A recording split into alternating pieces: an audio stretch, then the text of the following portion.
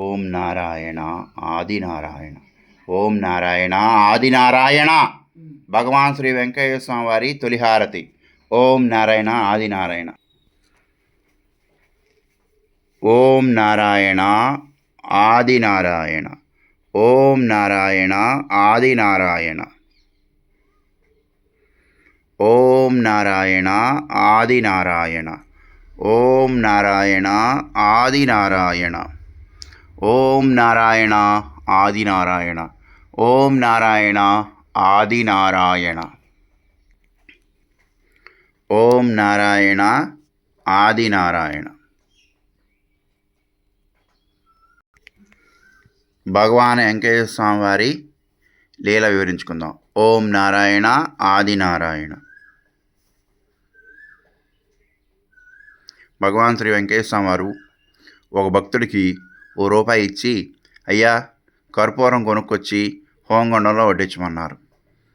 సరే అని వెళ్ళిపోయాడు.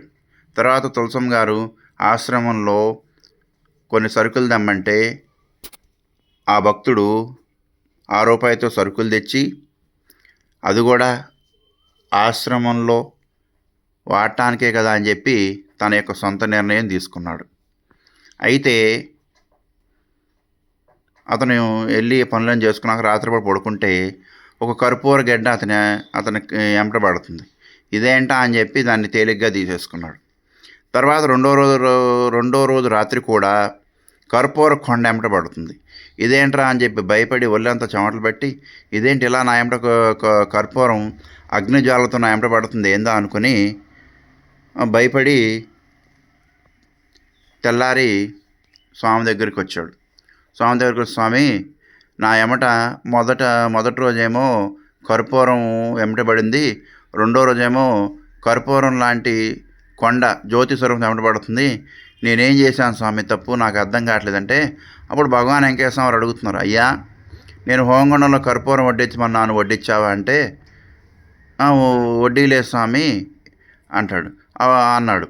అన్నాక అప్పుడు ₹1 ఏం చేశామంటే తులసమ్మ గారు అన్నదానానికి సరుకులు తెమ్మంటే ఇది కూడా మీ కార్యక్రమే కదా అని చెప్పి తెచ్చాను అని చెప్పాడు. చెప్పగానే ఇక్కడ మనం తెలుసుకోవాల్సింది ఏంటంటే సొంత నిర్ణయాలు ఎవరూ తీసుకోకూడదు. భగవంతుడు స్వరూపుడు శ్రీ భగవాన్ వెంకయ్య స్వామి వారు ఆ భక్తుడికి చెప్పిన విధంగా చేస్తే మరి ఇలాంటి బాధ వచ్చేది కాదు కదా. అందుకే మనం పెద్దలు చెప్పేది ఏదైనా మనం వినాలి. అట్లాగే పరమాత్మ స్వరూపుడు నరజన్మ స్వరూపానికి వచ్చి మనకన్నీ దగ్గరగా చూపిస్తున్నాడు. అప్పుడు భగవాన్ వెంకయ్య స్వామి అన్నారు, అయ్యా అదేముందులే పోద్దులే కానీ నువ్వు మరలా వెళ్ళి హోంగుండంలో కర్పూరం వడ్డించు అని చెప్పారు. అతడు అట్లాగెళ్ళి కర్పూరం తెచ్చి తన సొంత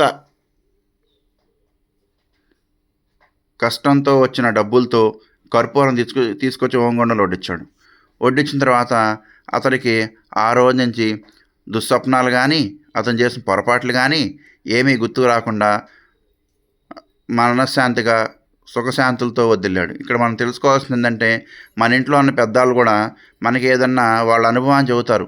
వాళ్ళ అనుభవం మనకేంటి, ఒక జ్ఞానం లాంటిది.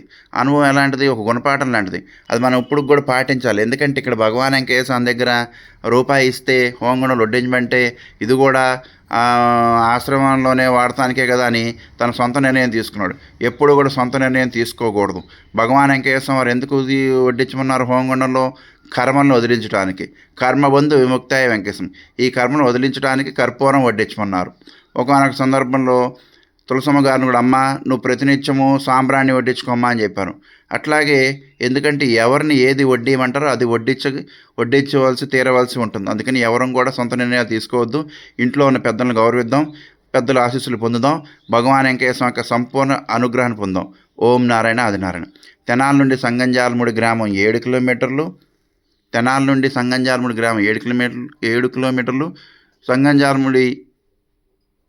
తెనాల నుండి సంగంజాలమూడి 7 కిలోమీటర్లు. తెనాల నుంచి గుంటూరు వైపు వెళ్ళే మార్గంలో సంగంజాలం గ్రామం ఉంది.